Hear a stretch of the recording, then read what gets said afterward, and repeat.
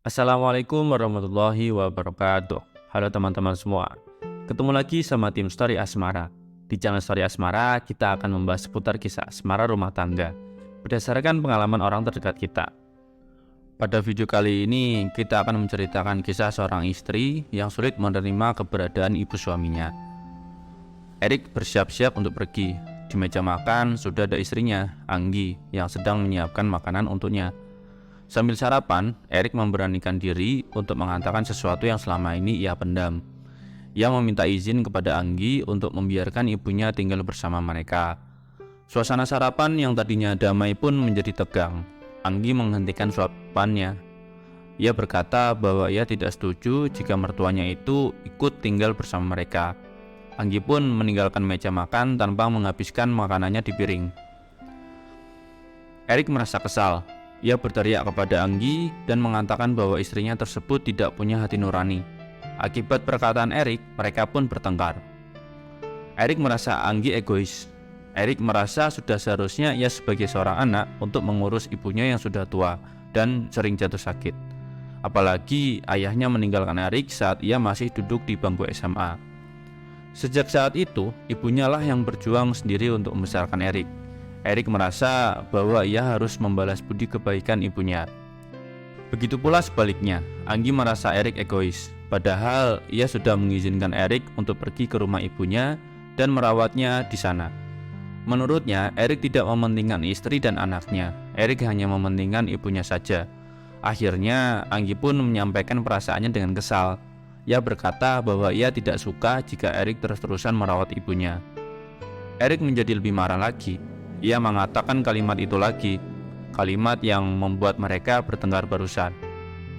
Erik lagi dan lagi mengatakan bahwa Anggi tidak punya hati. Saking kesal dan marahnya, Anggi akhirnya memberanikan diri untuk memberi sebuah saran yang selama ini ia pendam. Ia mau agar Erik berhenti bolak-balik ke rumah ibunya dan berhenti mengurus ibunya. Ia menyarankan untuk menghubungi dan memakai jasa perawat lansia. Sesuai dugaannya, Erik tidak menerima sarannya tersebut.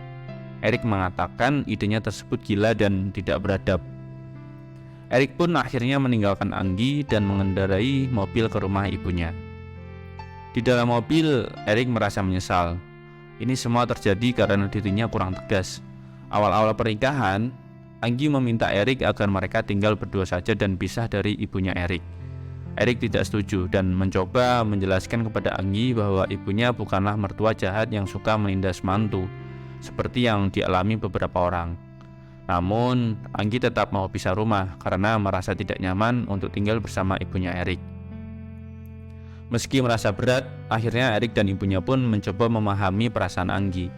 Erik pun menyetujui kalau mereka bisa tinggal berdua saja. Namun, Erik tidak menyetujui itu secara cuma-cuma. Erik memberikan syarat, yaitu mereka akan kembali tinggal bersama ibunya dan merawat ibunya jika beliau sudah sepuh dan sakit-sakitan. Anggi pun menyetujui hal tersebut. Namun pada kenyataannya, Anggi ingkar janji. Ia marah-marah ketika sang suami mau membawa ibunya ke rumah mereka. Sampai di rumah ibunya, Erik mencoba tersenyum seperti tidak terjadi sesuatu di rumah tangganya. Ia tidak mau membuat sang ibu khawatir. Erik tetap merawat ibunya seperti biasa. Karena masih merasakan kesal dan marah, Erik tidak mau kembali ke rumahnya. Ia menginap di rumah ibunya untuk merawat sang ibu. Ibu curiga kalau Erik sedang ada masalah dengan Anggi. Namun, Erik berkata bahwa mereka baik-baik saja dan Anggi sudah mengizinkannya untuk menginap. Seminggu telah berlalu, namun Erik masih setia berada di rumah ibunya. Anggi pun menelpon suaminya tersebut dan marah besar.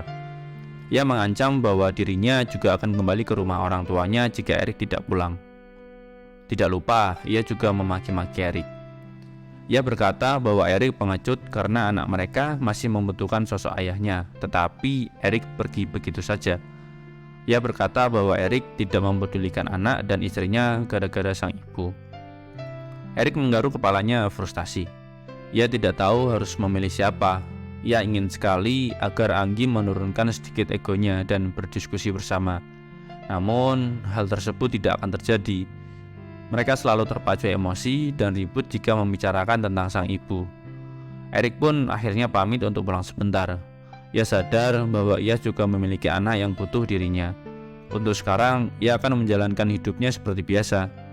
Ia akan bolak-balik ke rumah ibunya untuk merawat beliau. Dalam hati, ia berharap agar menemukan titik terang untuk permasalahan ini.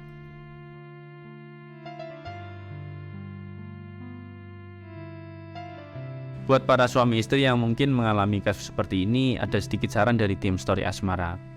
Kalau teman-teman di sini bosnya seperti Erik, mungkin opsi terbaik adalah menggunakan layanan perawat lansia.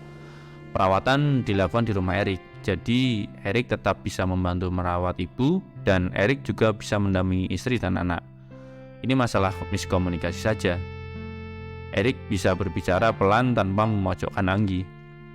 Bisa juga Erik mempersilahkan dan mengantar istri dan anak sementara waktu pulang ke rumah orang tuanya, sembari menjelaskan apa yang sedang terjadi.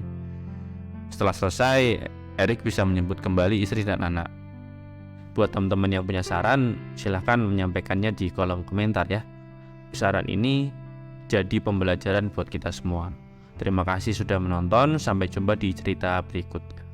Wassalamualaikum warahmatullahi wabarakatuh.